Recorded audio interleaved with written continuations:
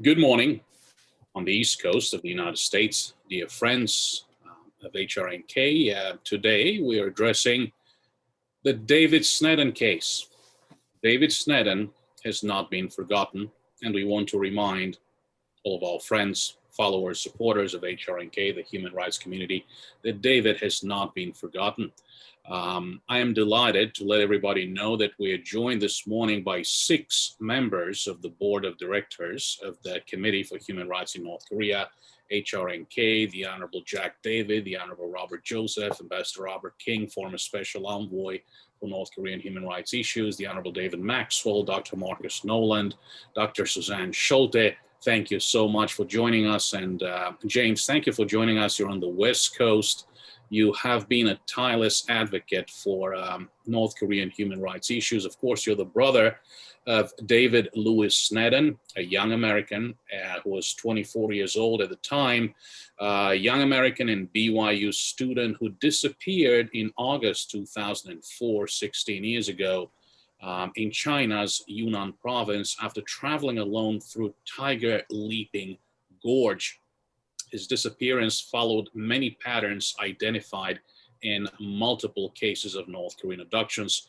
Our guest speaker today, James Sneddon, is an IT expert and an IT executive with vast experience in Silicon Valley. He is also a linguist. He has spent 2 decades working in and living in Asia. He's a fluent speaker of Japanese. And over the past 2 decades, while spending his time with these IT tech companies in Silicon Valley, for the past 16 years, he has also been dedicated to finding out the truth about his brother. In 2011, our organization, under the leadership of my predecessor, Chuck Downs, published a report entitled Taken, North Korea's Criminal Abduction of Citizens of Other Countries.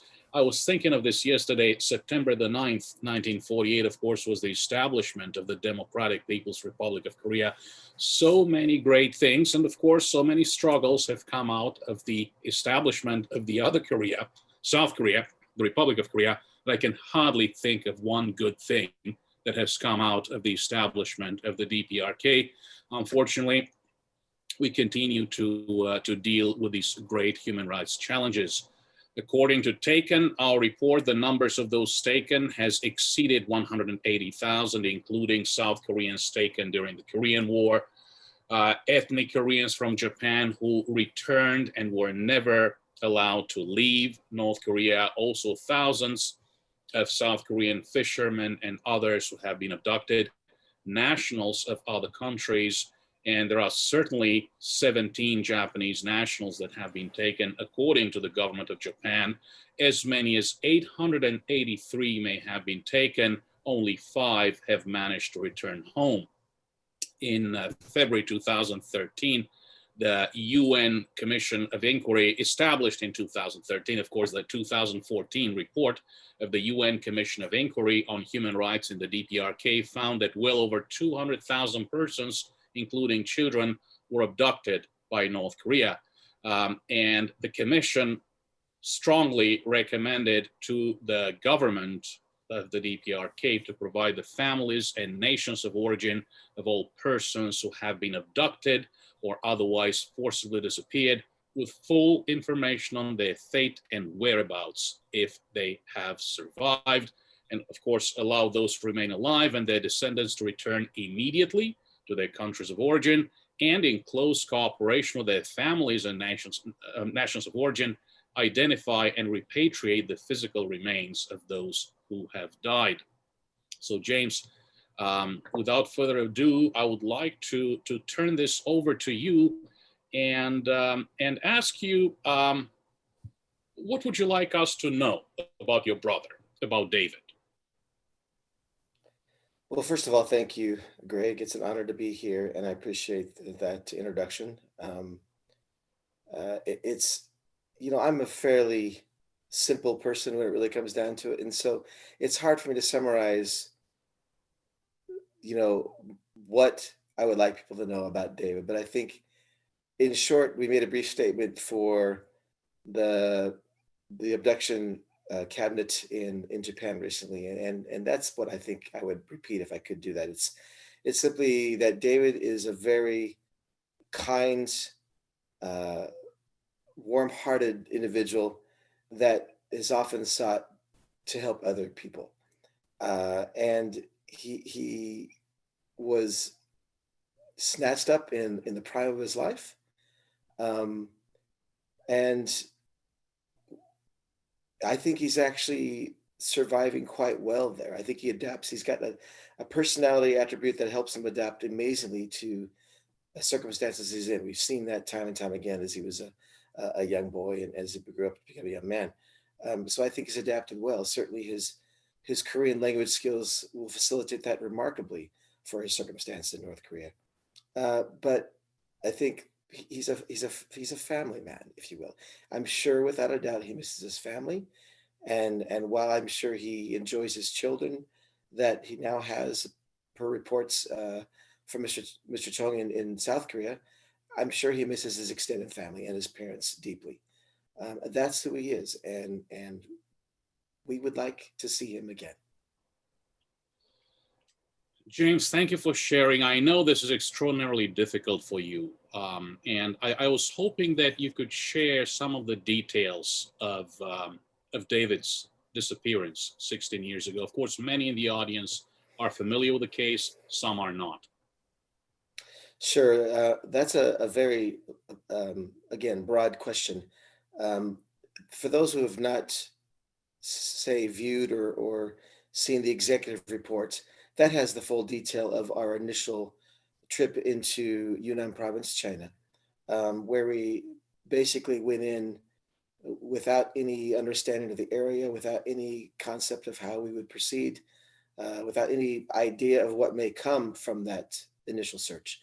And all that content is captured in great detail in that report. I think the circumstances of his disappearance led us to a place called the Yak Bar in uh, what's now called Shangri-La, China.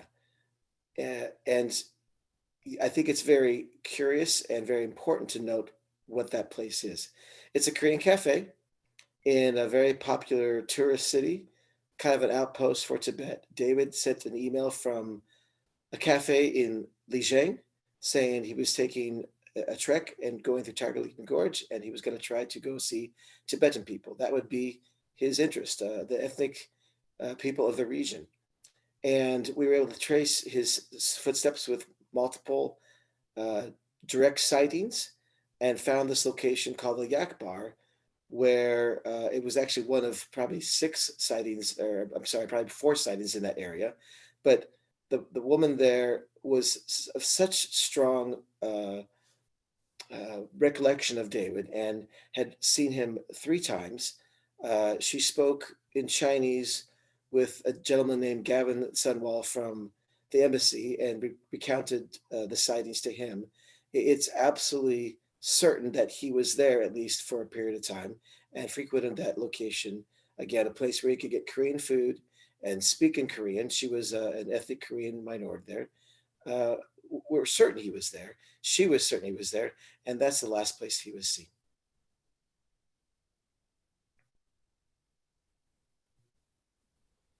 James, in the case of North Korean abductions, sometimes evidence comes out many years later. And here I'll bring up the example of Romanian abductee Doina Bumba, who Hey, Greg, disappeared. I'm not able to hear you. I'm not sure if that's my connection or yours. Uh, I think I am loud and clear. I am going to ask my colleague Rosa Park to let me know, but I should be on. Loud and clear. Loud and clear. James, can you hear me? I think you're muted. Okay, there you go. Can you hear me? I don't know if you can hear me. I've lost my connection, Greg. Just a Yes, I moment. can. Yes, I can. Loud and clear. We are back on. So, James, I was saying this evidence often becomes available very late. In the case of Romanian abductee Doina Bumba, she was taken in 1978. The family realized that she had been taken while watching a British documentary in 1997. In the case of David, there was evidence that was similar to many other North Korean abductions. For example, the meal at the Korean restaurant.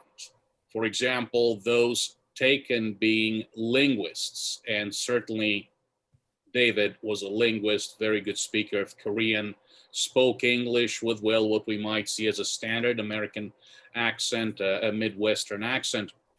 One claim by the local authorities was that it was an accident and he simply disappeared.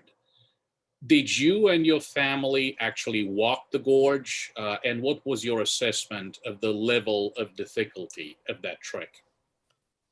Yes. By the way, I did lose my connection for a little bit, so I apologize if I missed some questions for everyone here. For some reason, I had a complete disconnection. At any rate, we did walk the gorge, and I thought on that this morning. And it's often recounted as a very dangerous, precarious, path. I should say that David was a backpacker from the age of probably 10. He spent, every year our family went backpacking in the Shoshone Forest of Wyoming, which is, fairly rugged area.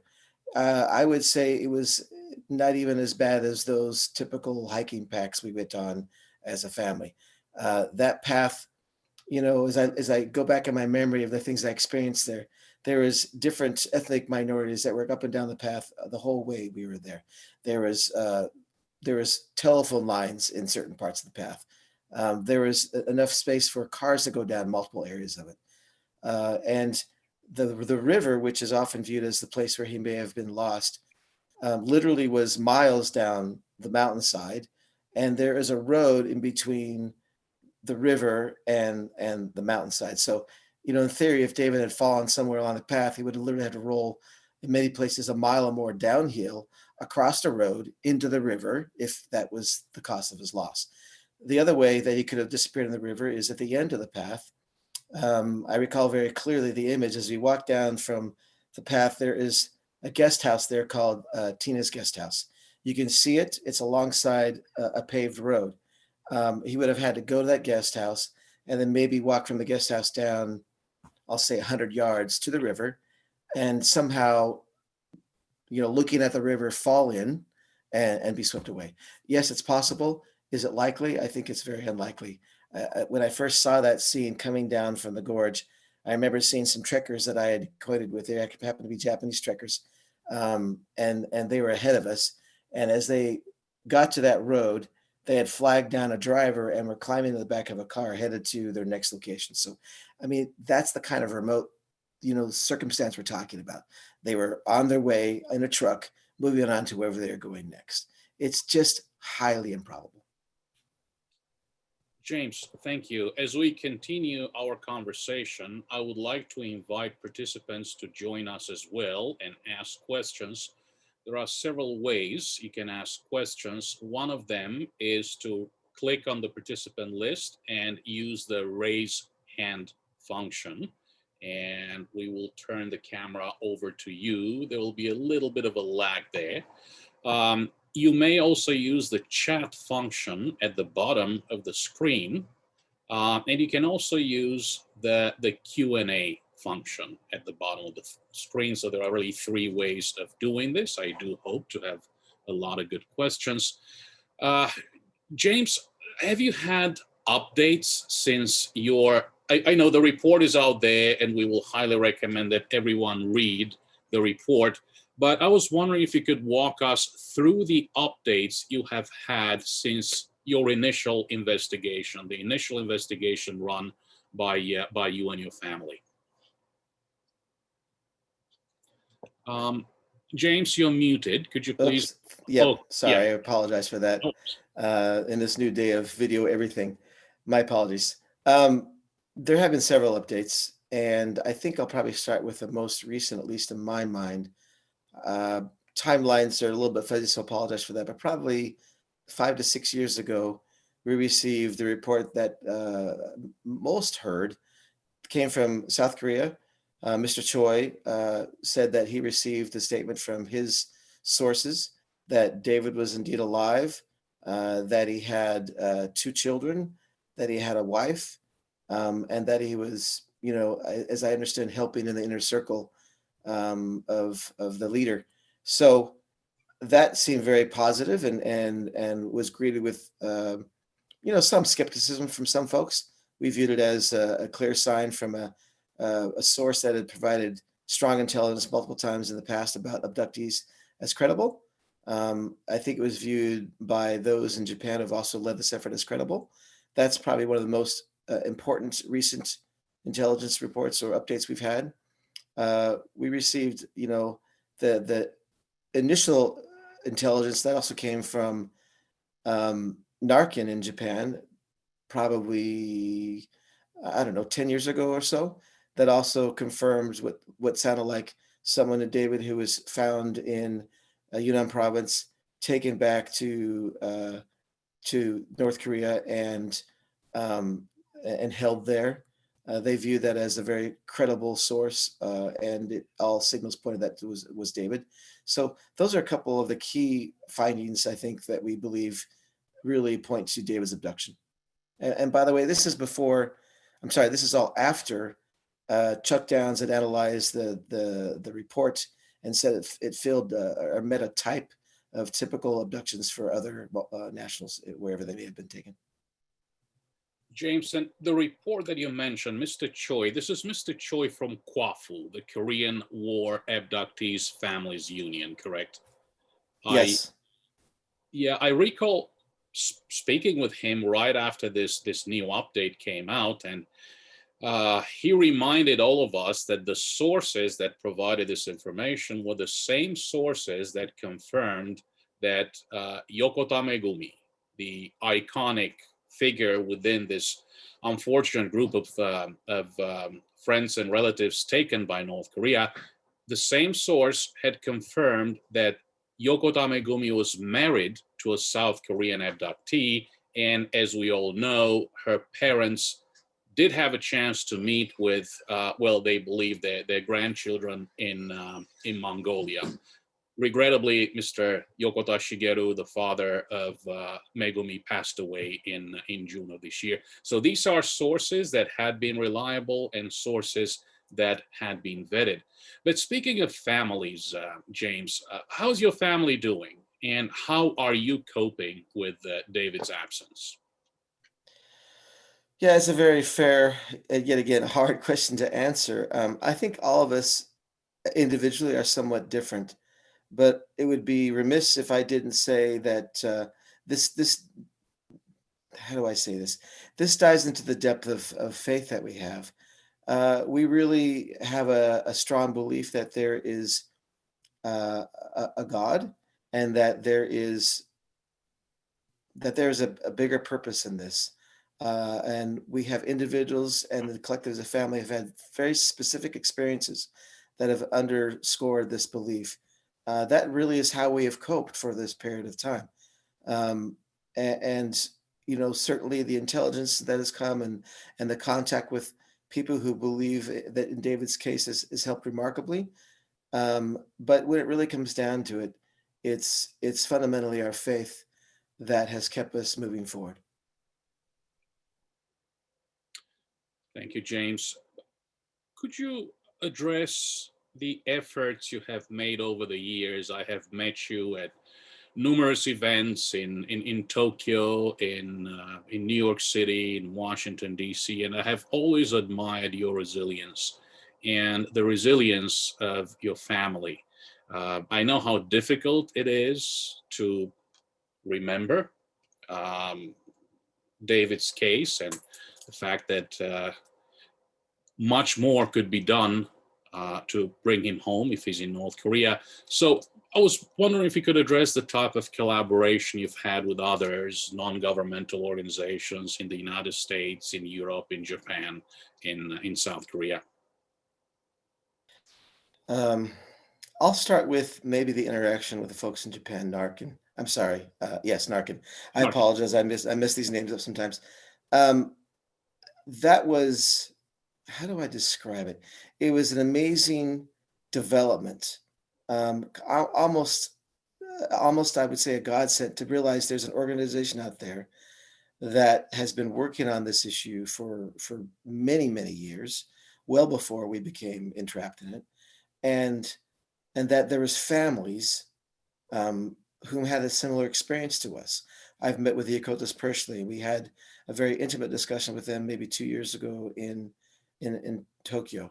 I've met with other of the abductee families, and I've been able to have conversations in Japanese with them about their experience.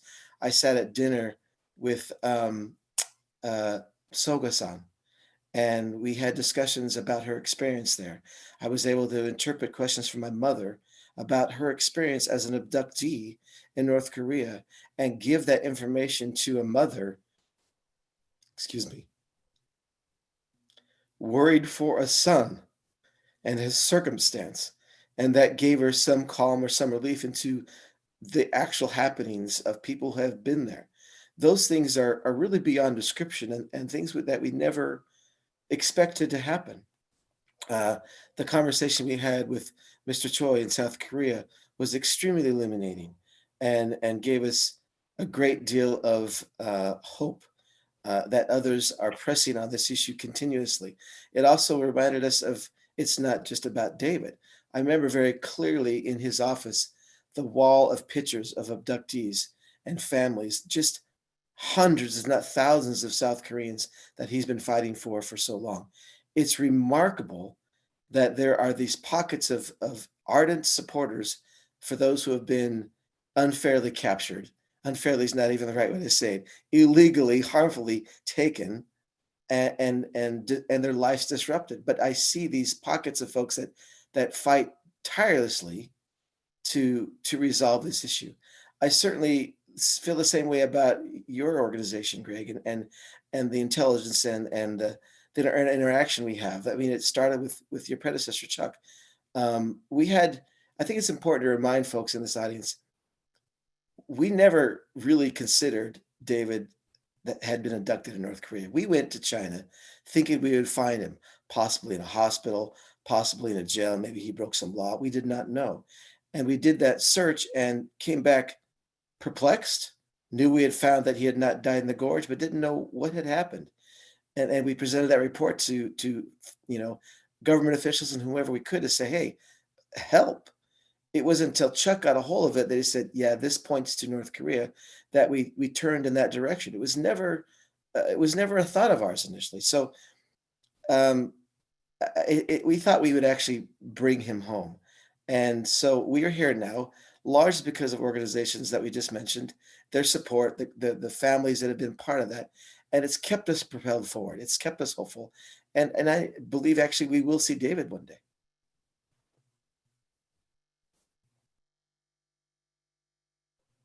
James, thank you. And you have mentioned the efforts of friends and colleagues in South Korea. To the audience, well, the day will come when we can travel again and go back to South Korea. There is a particular memorial that I would love to recommend to all who are participating today. This is right on the DMZ at Imjingak. This is a memorial built to those taken by North Korea. So these are the roughly 80,000 South Koreans who were taken between the day the North invaded the South, the 25th of June, 1950, and the liberation of Seoul by UN and US forces in September of 1950.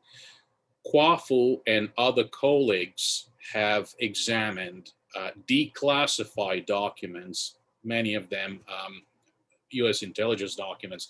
If you look at the names, the affiliations, and the professions, you realize that these were the founding fathers and mothers of the Republic of Korea who were taken by the North. Many of them were killed, many of them were sent to camps, some of them indeed, because Kim Il-sung's initial goal was to turn them into the new elites of a socialist republic. Well, very few got there. But of course, it's a truly impressive memorial. You see the clocks on the walls, clocks stopped precisely at the time when they were taken. You see the last family picture, and you see profile pictures, if available, of those who were taken. It really has a touch of Holocaust Museum and Memorial. Of course, under the current government of South Korea, which is so keen on engaging the Kim regime, perhaps it's a site that's not exactly advertised to those who travel to South Korea. But again, I highly recommend it. James, of course, together with others, you have been fighting so hard over the years. Would you have any thoughts? Would you have a message addressed to UN agencies, UN member states? Of course, the UN Commission of Inquiry did look into this particular issue of abductions by North Korea.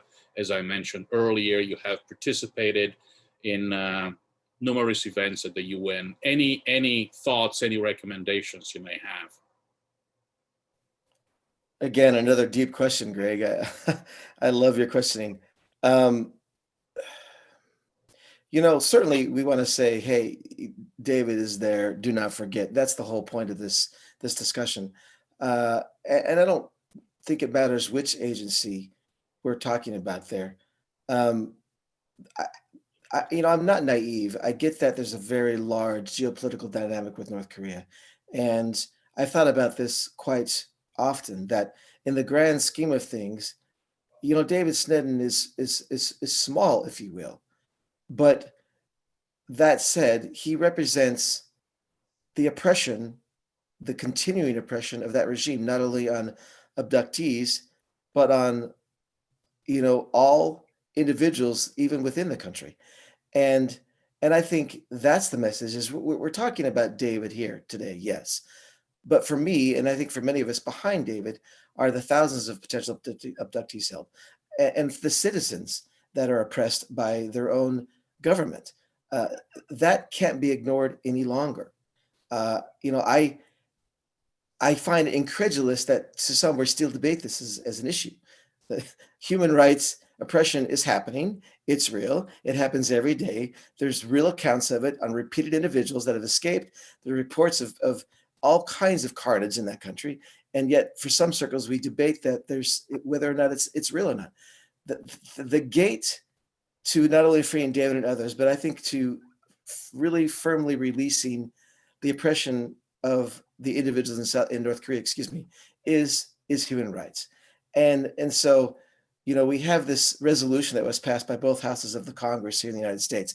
I find it incredible that they find enough credibility to pass that resolution, yet our own presidents don't acknowledge that David is being held, or that they still should find an answer for his disappearance. Even that would be a wonderful statement. It's become this muted dialogue that I find incredulous. And so for any in this audience that can affect change there, it's time to raise it. It's time to say, no, we need to find a real answer for David. What has really happened? The powers that be recognize, at least in our government, that they need to find a solution or a different answer. They've said they're going to compel the intelligence agencies, the CIA, FBI, et cetera, to utilize those resources to determine the whereabouts of David. Let's do those things. Let's resolve this. As I like to remind folks, and this is not easy to say, my mother says this all the time, it's actually easier for us as a family to find out he's passed, if that is the case. We don't believe that's the case, but that's actually easier than wondering about his whereabouts, living in some, behind the scenes location in North Korea.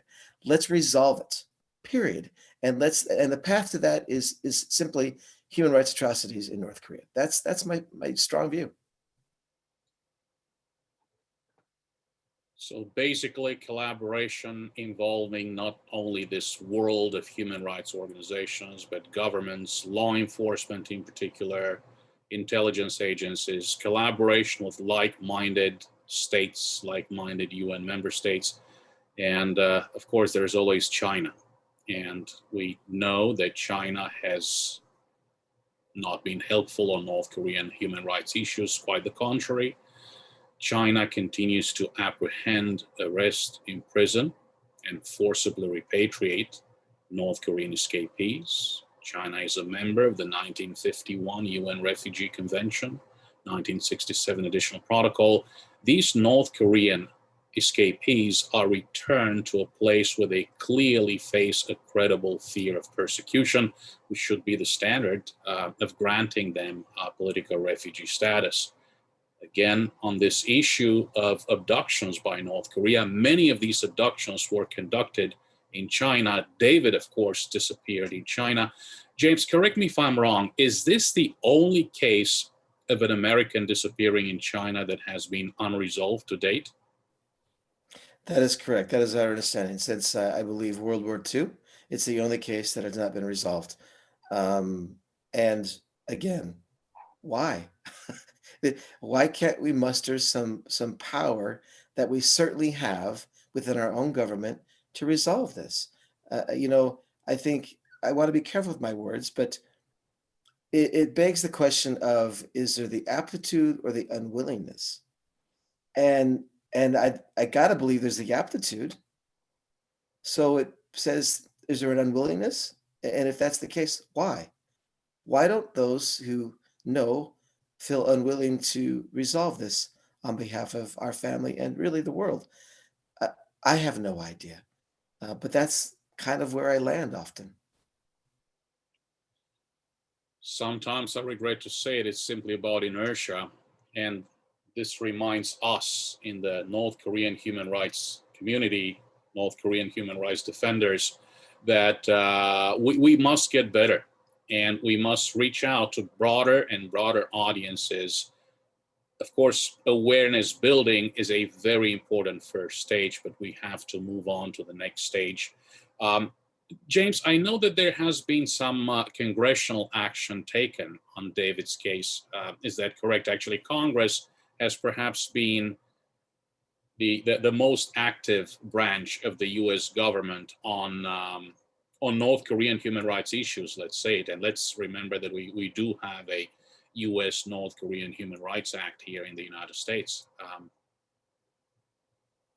So how would you assess the role of the U.S. Congress in addressing David's disappearance? And is there anything we can do to approach our elected representatives, especially with elections coming up, to bring further awareness to the case? Yeah, I did mention briefly, possibly my connection was poor, but there was, of course, a resolution that passed in both uh, houses of the Congress. You're surely well aware of that. In effect, it said they would resolve to use the resources of the U.S. government to determine the whereabouts of David Sneddon.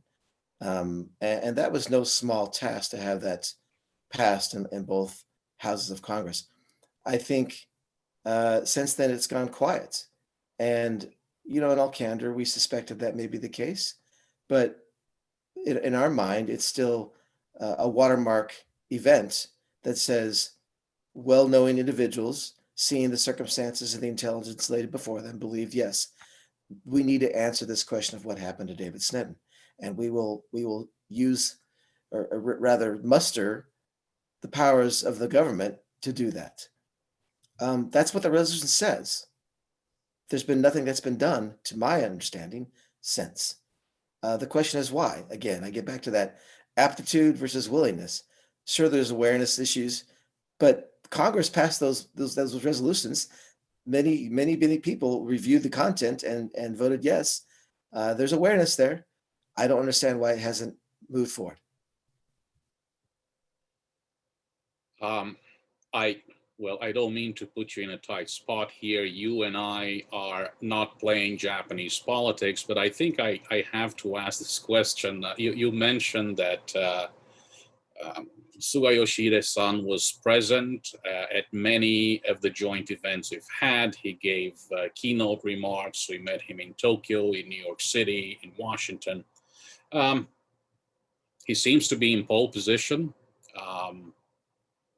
Could you share some thoughts on perhaps your hopes on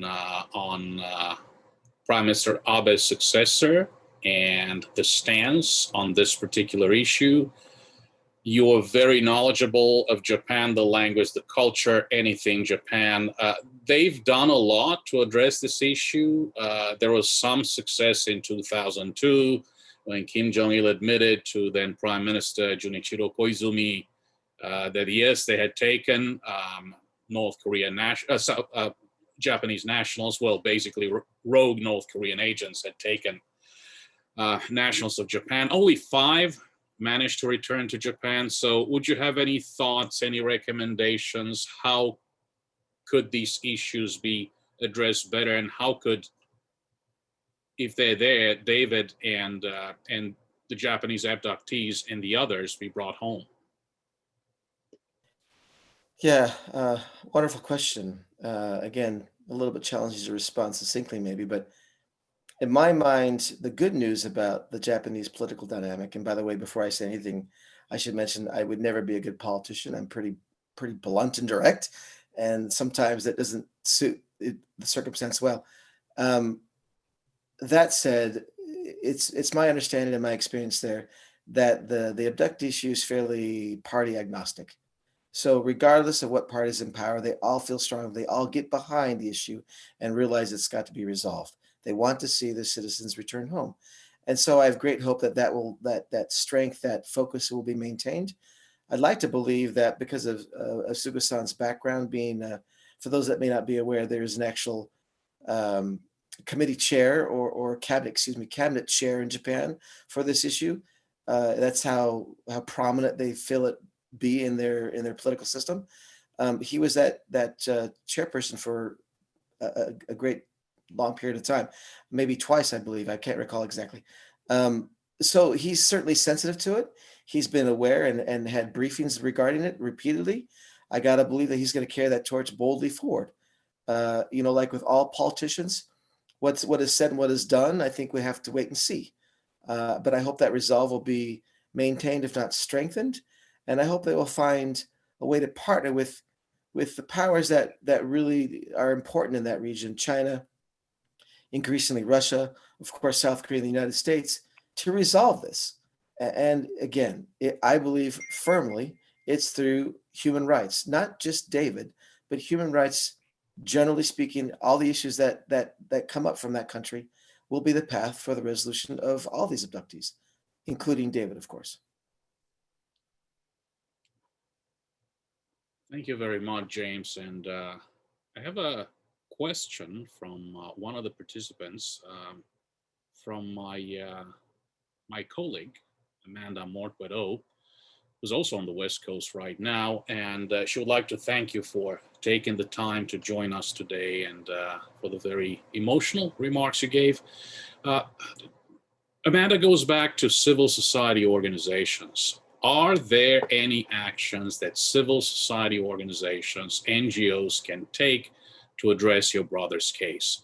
And do you believe that there is more information available on what happened to David? And what are some of the, you've already mentioned collaboration with law enforcement, intelligence agencies, but do you have any additional thoughts on ways to obtain that information if it is out there? Yeah, good question. In my mind, broadening the understanding of the case is the first step. It's remarkable how many people don't even understand the real dynamic of North Korea, let alone David Snedden's case. I meet people all the time, and this is a little bit sad for me to admit, but in our country, where when I mention David Snedden and the circumstance, they say, "Well, can't you call him or can't you email him?" And those kind of statements to me are really they show the stark misunderstanding that people have about the real dynamic in North Korea. So anything that propagates the reality, that propagates the case, that speaks to David Snedden is helpful from any organization. Other specific ways to gather intelligence, I would recommend you reach out to those leading NGOs who've been part of this. Of course, you've got the organization we're with today. You've got NARCAN in Japan. You've got the South Korean group that we work with that's dealing with citizen abductions there. I think any of those groups, reach out to them, create relationships with them, understand their needs, understand their financial requirements. I mean, everything requires money in this world to operate. I don't know how they operate without government grants. There's a lot of ways to support to continue this effort, to continue the dialogue, and to get intelligence back out of North Korea. Thank you very much, James. We all have to listen, including our own organization, the Committee for Human Rights in North Korea, HRNK. This is surely an issue that requires further investigation by all of us, and really collaboration along this network of NGOs spanning from the United States to Europe to South Korea and Japan. These days, well, for the past few months, we've seen so much being written about the North Korean leadership, about speculation about leadership changes, Kim Jong-un and his sister, Kim Yo-jong.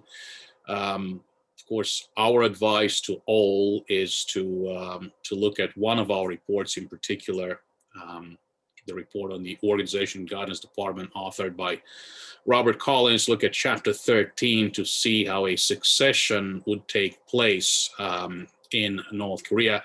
But again, a question I would have for you is what message would you like to address to the leadership of North Korea regarding David and regarding this particular issue of abductions by the North Korean regime? Wow, big question, Greg. I think I would appeal to the people, frankly, meaning the people of North Korea. I think the message is, don't be afraid to unleash the human power of your citizens. Don't be afraid to tap into their creativity, to their intelligence, to their innovation. And the only way you're going to do that is to, in a broad stroke, set them free. That's what becomes the power behind any amazing country.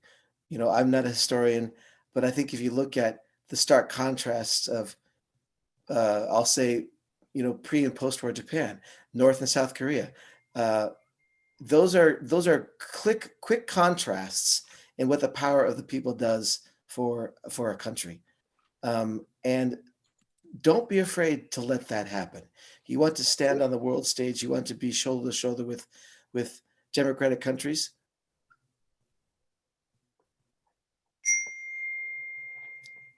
I apologize. I think my mic broke out again. I apologize for that. Don't be afraid to unleash that. That's really the message.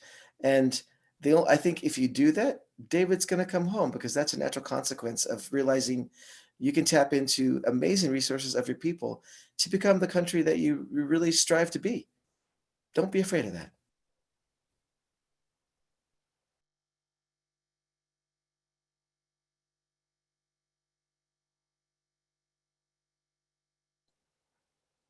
Thank you very much, James. I would also like to invite the participants to, well, maybe ask questions or simply comment or share their thoughts on David's disappearance, share their wishes to David Snedden's family.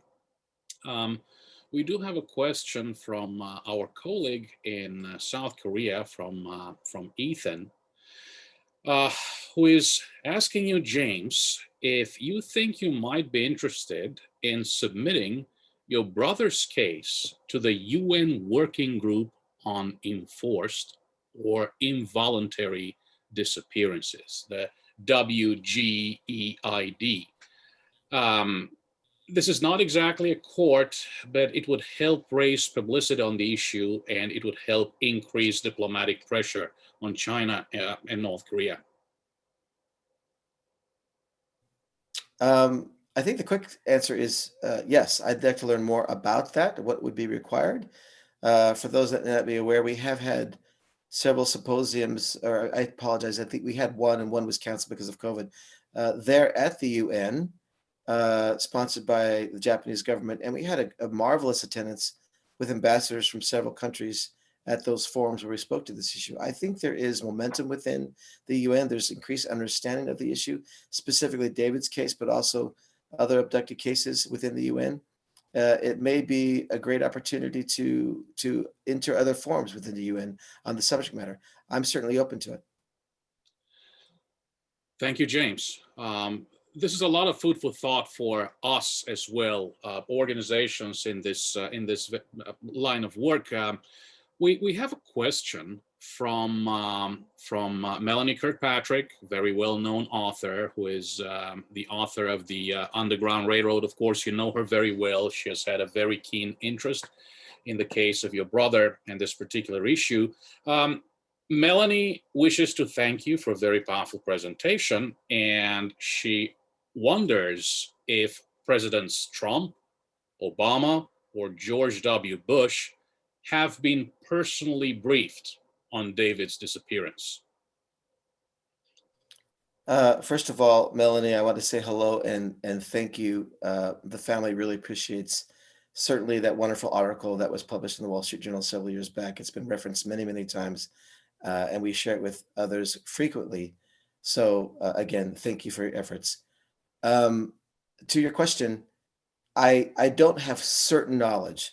We do have, through different contexts, I believe that President Trump was informed. I think that President Bush was informed, but I'm not absolutely certain.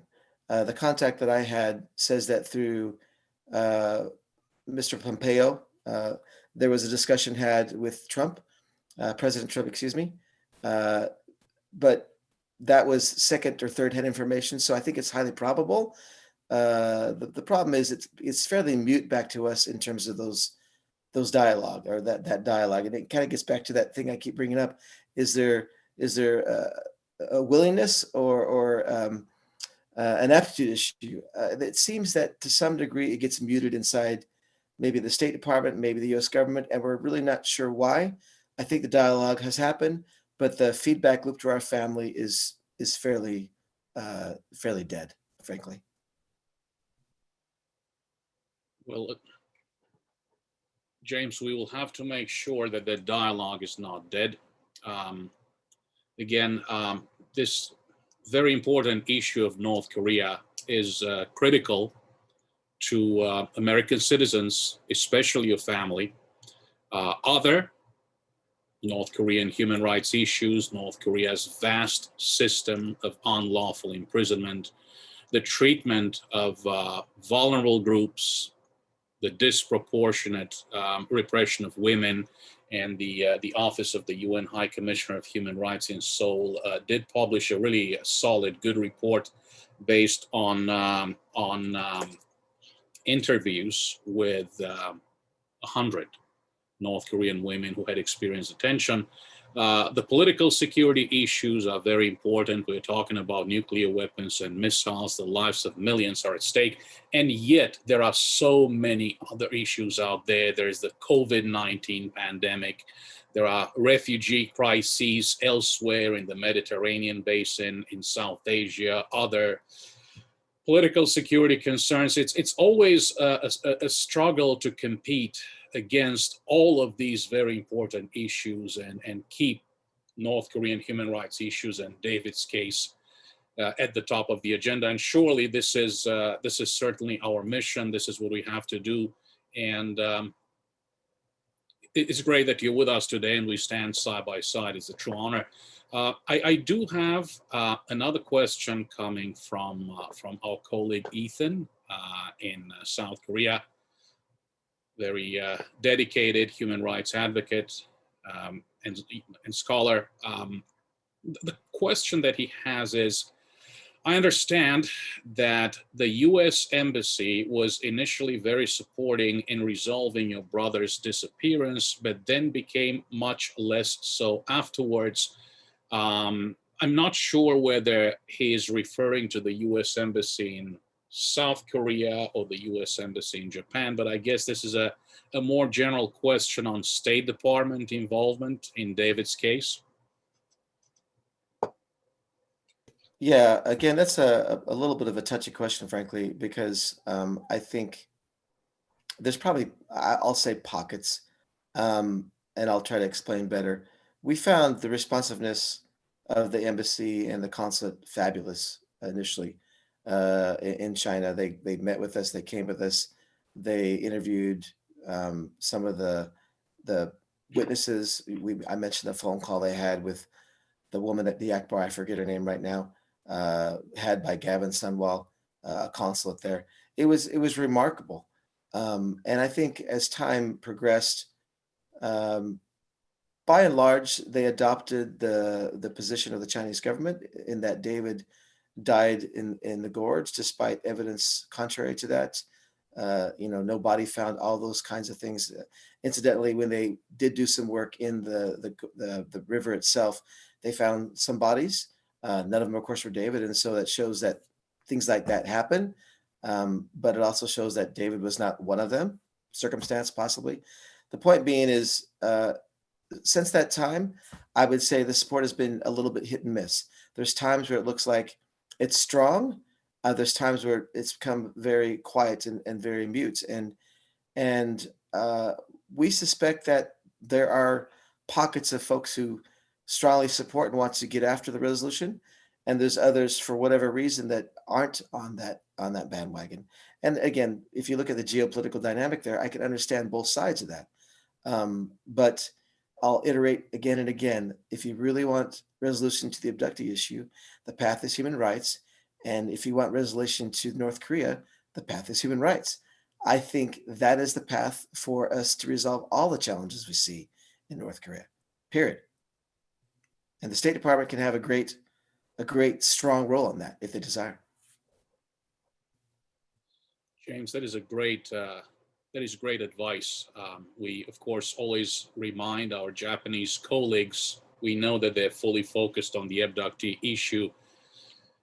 And we also know that you recommend that we should pay attention to all human rights in North Korea. We should see the disappearance of David within this much broader context of human rights violations in North Korea.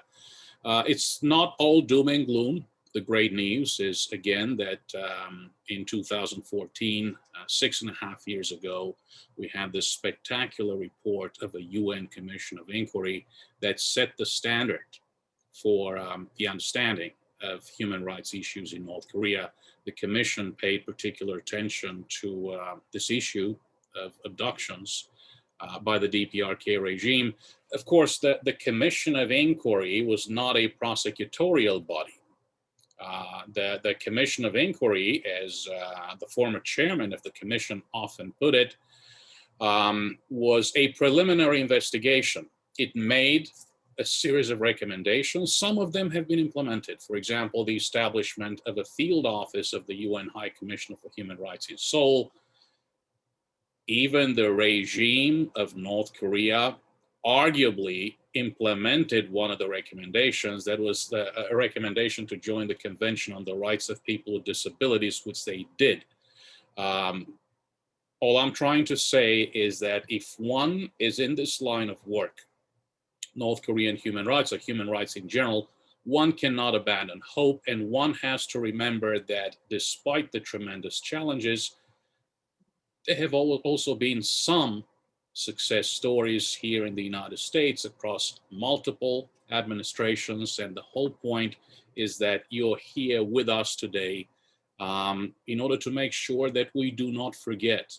Because in the case of David and the other disappeared, this is not about memorializing, and memorializing is very important. This is about finding out the truth. And as you said, to your family, to the families of the others who have been taken, it's extraordinarily important to have an answer. And if there is a chance that the answer is that David is in North Korea and we can bring it back someday, then each and every one of us in this field of work has a mission to seek the truth and try to help you out and help you and your family to find out the truth and bring him back. James, I am going to turn it over to you for any final thoughts or comments or a message you may have for the audience. We've had a really good group that joined us today. I have a confession to make. We had some trouble with the Q&A function. We'll have to look into this. We did manage to see a few questions get through, my apologies. We'll figure out what happened. As of 6 months ago, I didn't even know what Zoom was. So that's where we stand. Okay, James, I'm sorry. We have a question from Claudia Rosette, another very famous American writer and journalist. Thank you so much, James. To the best of our knowledge at this stage, how do you think the North Koreans got David from China to North Korea? What was the route? And what do you think might have been the vehicle?